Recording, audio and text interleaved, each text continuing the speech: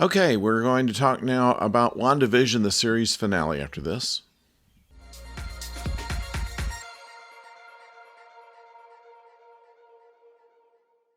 Hello out there, I'm the oldest nerd, and there's a lot to unpack in a longer than average WandaVision.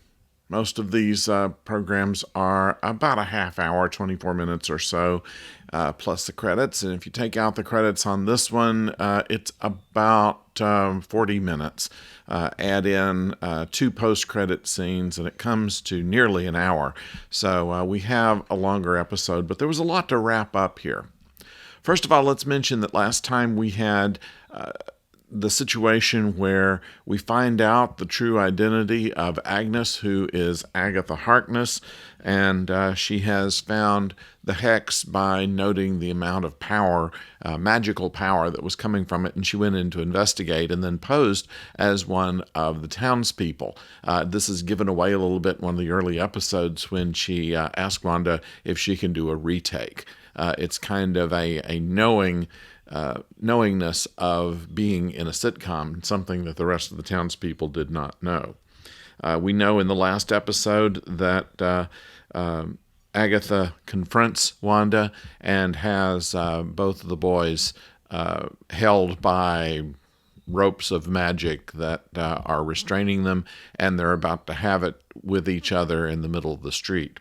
We also know that White Vision has been reconstructed by Hayward and his team, and they have been able to use a bit of Wanda's own magic that's been harvested from the hex in order to energize this up to now non-working synthezoid. So what we have now is a situation where there is a conflict between Wanda and Agatha. We also find out how motivations of Sword come into play and how all the other characters pretty much fit in. So a lot to tie together in this episode. First, we learn a little bit more about chaos magic. This is a situation where Wanda has created the hex kind of not really so voluntarily.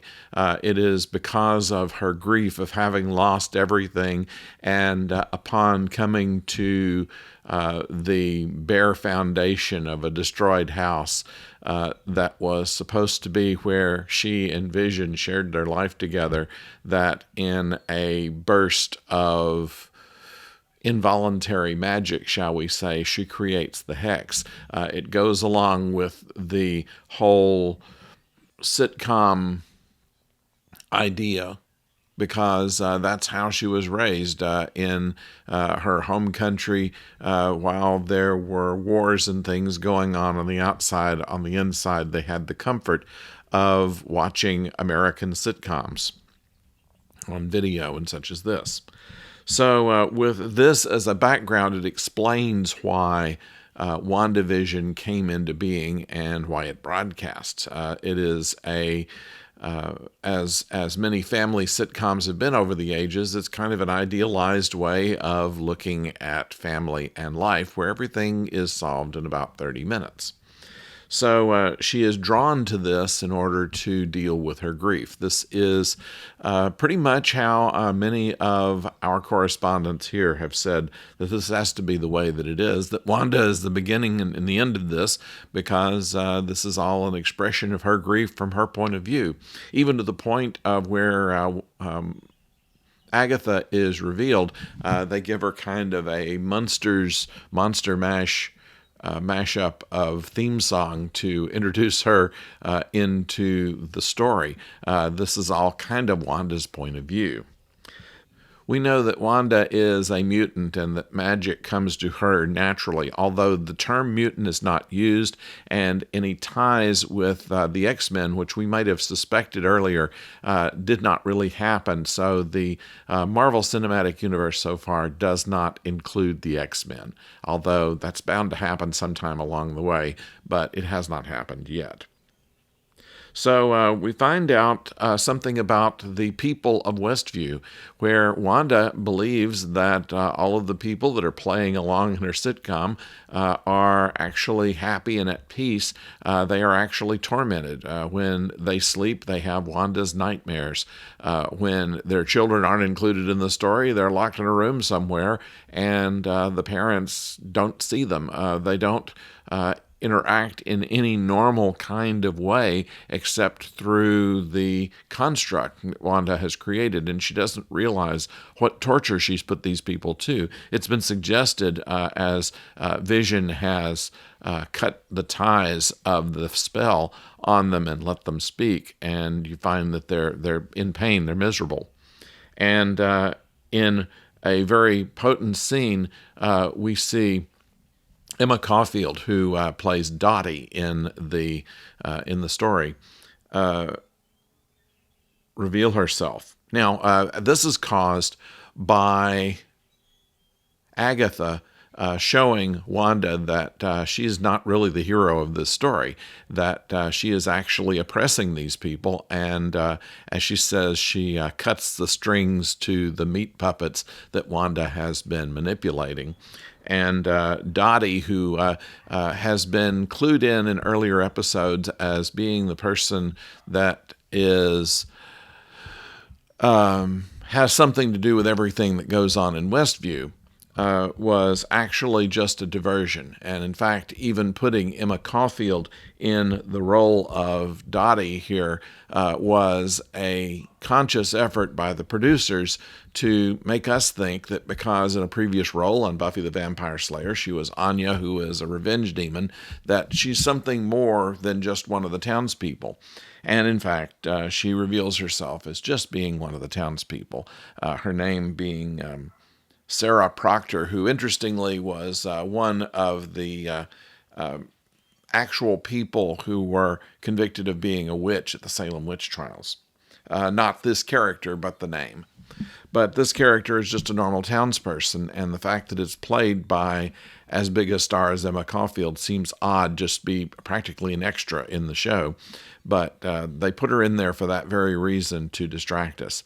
Same thing with Peter, her brother, who was played by the actor who played that part in X-Men. That looked like they were going to reveal kind of a parallel universe kind of thing between the X-Men and the Marvel Cinematic Universe. And in fact, it is revealed that he is actually Ralph, the unseen character that Agnes is always referring to. She's living actually in Ralph's house, and he is under a spell by Agatha to believe that he is Wanda's brother, and has also given the enchanted powers of speed, of Quicksilver, really. We find when he is confronted by Monica Rambeau that he is just some guy, lives in a house, kind of just this guy. He's not anything special. He's not anything except under the enchantment of Agatha. So that is another red herring that they throw at us to try to think that there is some connection with the X-Men when in fact there is not. As Wanda finds out about the pain that the Westfield people are going through, she lifts the hex enchantment just enough for them to get out, but it also lifts the enchantment just enough for S.H.I.E.L.D. to get in.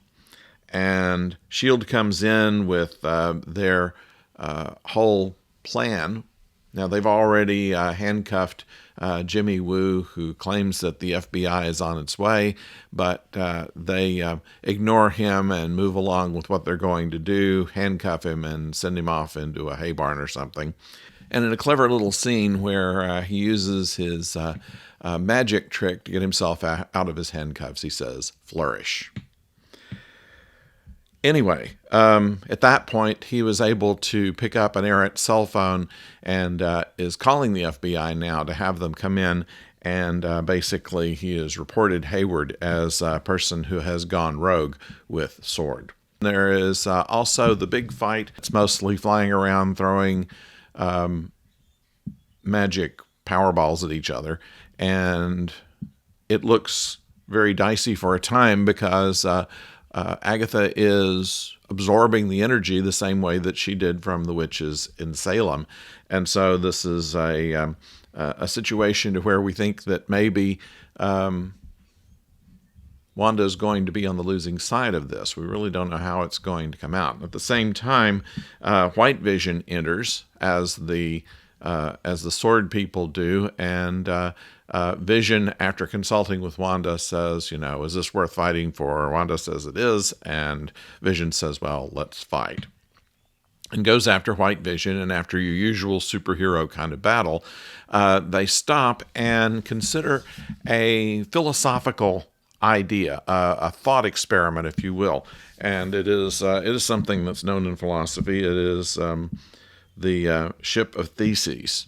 And the idea is that as the ship of Theseus sails along the way, planks making up the ship will become moldy, and they will be taken out and replaced until a point is reached that every plank is new. Is that still the same ship?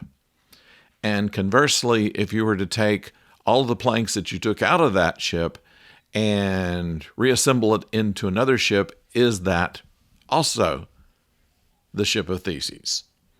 And White Vision considers this and says, well, they both are and they both aren't. And it is, of course, metaphorical to the two visions at this point, where in fact both of them are Vision and both of them are not. And with the one Vision, the Hex Vision, shall we call him, that has the remnants of the Mind Stone through Wanda's magical powers, he transfers that over to White Vision, providing him with the memories of their relationships, and that explained with the fact that despite the fact that his builders or reassemblers of White Vision tried to erase his memories, you really can't do that with a synthesoid. So what we have essentially is Vision transferred into White Vision, in my opinion, and White Vision flies away.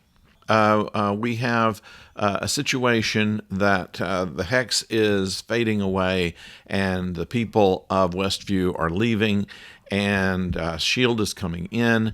But the problem in doing all of this is that Vision and the children are starting to pixelize. And so Wanda has to put it back in, and so now everybody is trapped back in the Hex, including the S.H.I.E.L.D. people. There's a fight there. We involve Monica and the children, who are able to stop bullets. In Monica's case, the bullets go through her but do not pierce her skin and fall to the ground. The children can do it with magic balls that also stop the bullet, and it just drops to the ground. So nice trickery. And just about the time that Hayward is getting there, we hear from the first time in the episode, or actually in the last couple of episodes, from Darcy Lewis, who's still driving the lunch truck, and or was it a ice cream truck, something like that, and runs into Hayward's Jeep and stops him.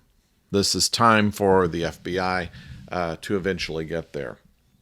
So all this is going on, and through some trickery learned from Agatha, Wanda is able to defeat Agatha and pins her down and puts the Hex directly on her, where she becomes the sitcom character she claimed to be when she first came to Westview, which is Agnes the Nosy Neighbor.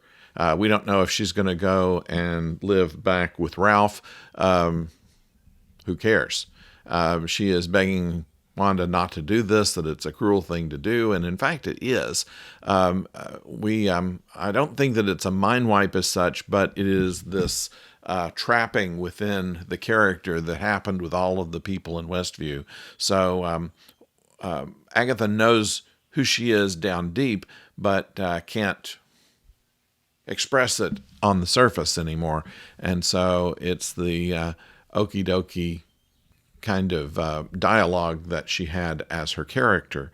And a little bit of flashing to the Truman Show, where Wanda says, "See you later, Agnes." And Agnes says, "Not if I see you first." That's right out of the Truman Show. And kind of a acknowledgement that she is in a participant in a show and not really knowing it. After all this is done, Wanda realizes that she's going to have to lift the hex, that Westview is going to have to go back to normal, and that she is going to lose Vision and the kids. Touching scene where they put the kids to bed, and Wanda saying, after Vision says, "Good night, chaps," Wanda says, "Thank you for choosing me to be your mother." Now, we think that we can read some things in there. Maybe this indicates that these children were not exactly created in the hex, but somewhere else. And that may be revealed somewhere else, although it's not done in the show this time. So as the hex is dissolving and getting closer to its beginning point at their house, we have a nice scene of Vision and Wanda. Vision finally asks point blank, "What am I?" And she tells him, and basically a manifestation of her hopes, her dreams, and her love. And very philosophically, Vision says, "Well, I have come and gone before. Once I was just a voice with no body. Then I was a body, not human. And now I'm the fulfillment of a dream. I know that I'll be back in some way." And that probably foreshadows the fact that White Vision now has everything that he is, and that he and Wanda probably will reunite somewhere in some future production. And so the hex closes down, leaving Wanda right where she started when she found this vacant lot that was supposed to be hers and Vision's, and walks out of town amid confusion of the townspeople, of the FBI coming in, arresting Hayward. And as she leaves after a conversation with Monica, Monica is then called by one of the FBI agents into the theater to meet with someone. And as soon as they're there, she reveals herself to be a Skrull, pointed-eared, green skin, something or other. And she says that a friend of her mother, an old friend of her mother, wants to meet her. Monica says, "Where?" And she just points up. Now, if you've seen any of the previous movies, you know that Nick Fury is on a space station that he was put on as he was creating S.W.O.R.D. near the end of one of the movies. And so it looks like we're going to have some kind of situation where Monica is going to be teaming up with Nick Fury in some way. Now, that was in an after credits sequence, by the way. There was a second after credits sequence in which we see a mountain cabin and Wanda sitting on the steps looking out on the view. You hear a tea kettle whistle. She walks in, makes herself a cup of tea, and then in the next room she's there again as the Scarlet Witch, reading the Darkhold. And this was revealed by Agnes to be an entire chapter about how she destroys the world and things like this. And in the background, you can hear the children calling for help. So we know that Wanda is going to be a character in the next Doctor Strange movie. It's already been said in this episode that she is more powerful than the Grand Sorcerer, which is Doctor Strange. So we don't know if she's going to be the villain or a helper to Doctor Strange coming up in the next movie, but that's in the near future as to what's going to happen to Wanda. So a lot to think about, once again, as they have managed to provide a lot of answers, they still had to leave us with a couple of questions. So that's the series, and it has been quite a puzzle. Most programs like this that provide puzzles are not things that are useful to rewatch. However, I think that the number of Easter eggs, the number of diversions, the number of sitcom references and things like this make it worthy to rewatch. That's my recommendation on this. We will continue to review science fiction and fantasy. We'll be looking around to see what's coming on TV next. If we don't have anything new, we'll talk about some things that have been running for a while and give you hopefully some insight into that, at least from my point of view. So if you like what you see and hear, why not subscribe? And of course, please leave comments and let us know what you think about this show, this series. And until we meet again, don't go far.